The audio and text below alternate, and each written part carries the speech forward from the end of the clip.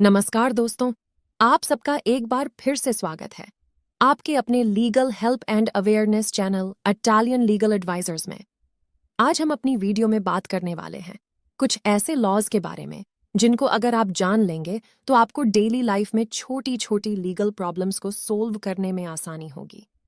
लेकिन उससे पहले अगर आप चैनल पर नए हैं और आपने चैनल को सब्सक्राइब नहीं किया है तो सबसे पहले आप चैनल को सब्सक्राइब करें और साथ ही फेसबुक एंड इंस्टाग्राम पर इटालियन लीगल एडवाइजर्स को फॉलो जरूर करें। तो चलिए आज का वीडियो शुरू करते हैं।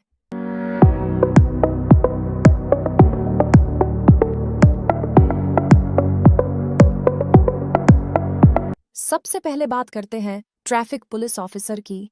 कई बार ऐसा होता है कि ट्रैफिक पुलिस ऑफिसर्स आपको रोक लेते हैं और आपकी बाइक की चाबी निकाल लेते हैं और बोलते हैं साइड में आ जाओ। लेकिन मोटर व्हीकल एक्ट के मुताबिक ये करना बिल्कुल लीगल नहीं है। कोई भी पुलिस ऑफिसर आपकी गाड़ी की चाबी नहीं निकाल सकता। वो आपसे आपकी गाड़ी के डॉक्यूमेंट्स को डिमांड कर सकता है, लेकिन आपकी गाड़ी की चाबी कोई भी पुलिस ऑफिसर नहीं निकाल सकता। अगर आपने कोई लॉ ब्रेक किया है तो वो आपका चालान कर सकते हैं, लेकिन वहां भी ध्यान रखिए कि उनके पास चालान बुक या फिर ई चालान का होना जरूरी है। अगर कभी भी कोई ट्रैफिक पुलिस ऑफिसर आपकी गाड़ी की चाबी निकाल लेता है तो आप उनकी कंप्लेंट स्टेट पुलिस अथॉरिटी को कर सकते हैं।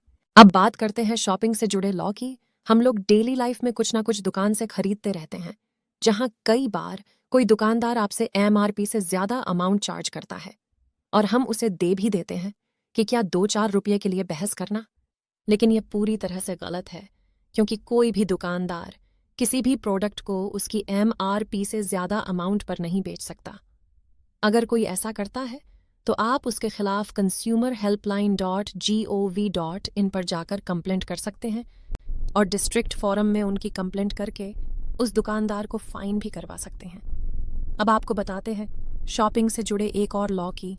मान लीजिए आप शॉपिंग के लिए जाते हैं और वहां शॉपिंग के बाद वो आपके सामान को कैरी बैग में डाल देते हैं और उस कैरी बैग का चार्ज आपके बिल में जोड़ देते हैं। तो क्या यह लीगल है? क्या वो कैरी बैग के लिए आपसे चार्ज कर सकते हैं? वैसे भी जब उस कैरी बैग पर कंपनी या शॉप का एडवर्टाइजमेंट लगा है तो इसका मतलब हुआ कि वो अपने कंपनी या ब्रांड की प्रमोशन कर रहे हैं, तो ऐसे में वो आपसे पैसे चार्ज नहीं कर सकते। लेकिन अगर वो प्लेन बैग आपको दे रहे हैं जिस पर उनकी कंपनी का लोगो नहीं है तो उस कैरी बैग के लिए वो आपसे चार्ज कर सकते हैं। आपके साथ कई बार ऐसा हुआ होगा कि किसी ने आपकी गाड़ी के टायर की जानबूझकर हवा निकाल दी हो या फिर उसको जानबूझकर पंक्चर कर दिया हो। तो ऐसे में आप क्या कर सकते हैं? ऐसे केस में भी आप जिसने ऐसा किया है उसके खिलाफ आईपीसी के सेक्शन 425 और 426 के तहत पुलिस में कंप्लेंट कर सकते हैं। ये दोनों ही सेक्शंस मिसचेफ के साथ डील करते हैं और इसके तहत क्या सजा होगी वो सब बताया हुआ है। अगर कोई ऐसा करता है तो आप उसके साथ लड़ाई झगड़ा करने की बजाय उसके खिलाफ एक कंप्लेंट करें और इन सेक्शंस के तहत आप उसको 3 महीने तक की जेल करवा सकते हैं। अब बात करते हैं रेस्टोरेंट सर्विस चार्ज के बारे में, जो हमसे रेस्टोरेंट्स अपने बिल में ऐड करके चार्ज करते हैं। क्या हमारा उस चार्ज को देना बनता है या नहीं?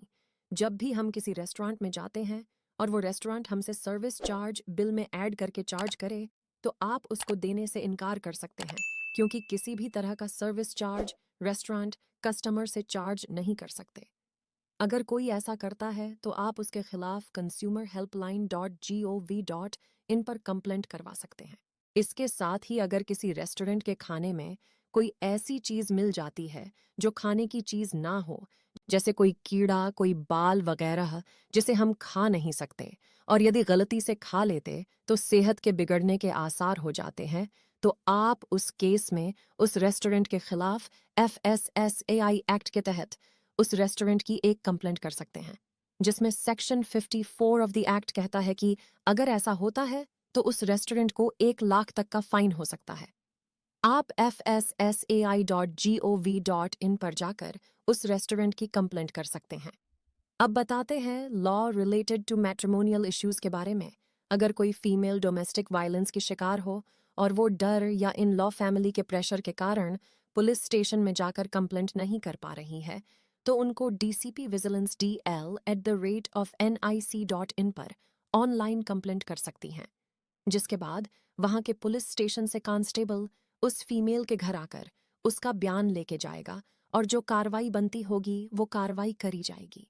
इसी तरह अगर कोई वाइफ अपने हस्बैंड को उसके माता पिता से अलग होने को जोर जबरदस्ती करती है तो इसको मेंटल क्रूएल्टी बोला जाता है, जो डाइवोर्स के लिए एक वैलिड ग्राउंड है। और ऐसे में husband section 13 clause 1 of Hindu marriage act की पिटिशन के थ्रू अपनी वाइफ से डाइवोर्स ले सकता है। तो आज हमने आपको कुछ ऐसे इंपॉर्टेंट लॉज बताए अपने इस वीडियो में जो आपको जानने जरूरी हैं। अगर आप चाहते हैं ऐसे ही और लॉज जो एक आम आदमी को जानने जरूरी है उन पर वीडियो बनाई जाए तो हमें कमेंट करके बताएं, हम जल्दी ही वो वीडियो आपके लिए लेके आएंगे। उम्मीद करती हूँ आज का वीडियो आपको पसंद आया होगा। अगर वीडियो इन्फॉर्मेटिव लगा हो तो वीडियो को ज़्यादा से ज़्यादा शेयर करें और चैनल को सब्सक्राइब ज़रूर करें। किसी भी तरह की कानूनी जानकारी के लिए हमें इंस्टाग्राम पर फॉलो करें और अपना मैसेज छोड़ें, हम आपको जल्दी ही जवाब देंगे। आज के वीडियो में बस इतना ही, मिलूंगी जल्दी ही अपने नए वीडियो के साथ। तब तक के लिए जय हिंद।